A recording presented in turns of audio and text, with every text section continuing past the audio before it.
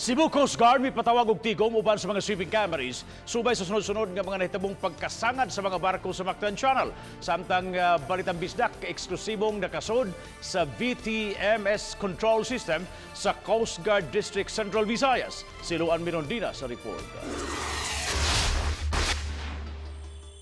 Sa labing unang higayon, nakasulod ang balitang bisdak sa Vessel Traffic Management System kon VTMS Control Center sa Coast Guard District Eastern Visayas. Dinhi may mga personnel sa Cebu Coast Guard ug sa Cebu Port Authority nga gitahasan sa pagmonitor sa traffic activity sa Mactan Channel lakip na sa berthing, docking ug anchoring sa mga barko. Matag personnel naka-assign sa usa ka multifunctional console diin mamahimong ma-access ang information sa usa ka barko nga moagi sa Mactan Channel, pinaagi lang sa usa ka click sa mouse sa radar echo.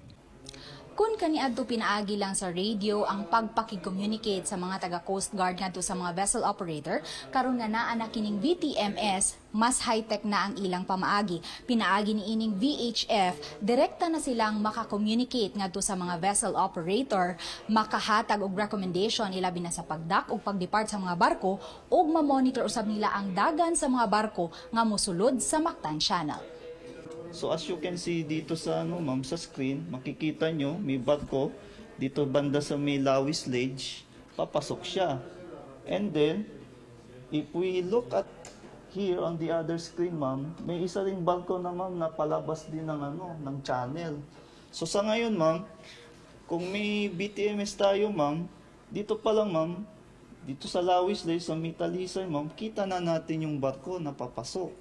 So we can inform Trans-Asia 12 na yung isang barko ma'am may palabas.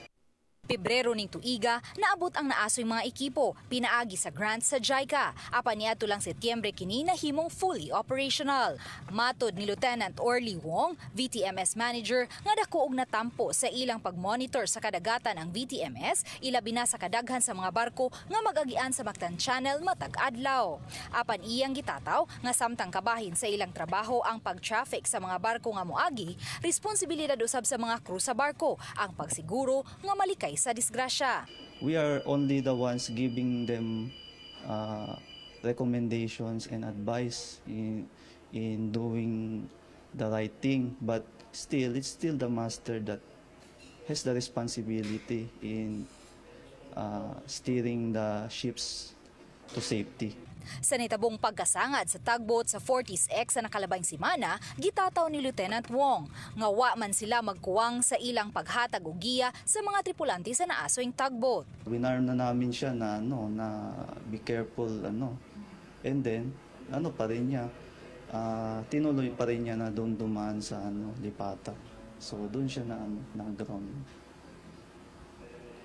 You already informed him na the danger is ahead of him. So as master, he's still the one that is responsible to steer his ship to safety. Kaganiha, tuyong gipatawag ni Lieutenant Commander Alvin Dagalea, commander sa Cebu Coast Guard Station, ang mga tagduma sa nagkalain-laing mga shipping companies. Lakip sa ilang gituki ang sunod-sunod nga mga insidente sa pagkasangad sa mga barko haduol sa Lawis Ledge, ang insaktong pag-angkorahe sa mga barko ug ang kusog kaayo nga paglawig sa mga barkong moagi sa Mactan Channel. We already disseminated to them na we will impose the fines and penalties in accordance with the Memorandum Circular 01-18. Kanang harbor speed limit dapat 8 knots na siya. Matod sa commander sa Cebu Coast Guard nga buot lang nilang malikayan ang lain na usab nga aksidente sa kadagatan.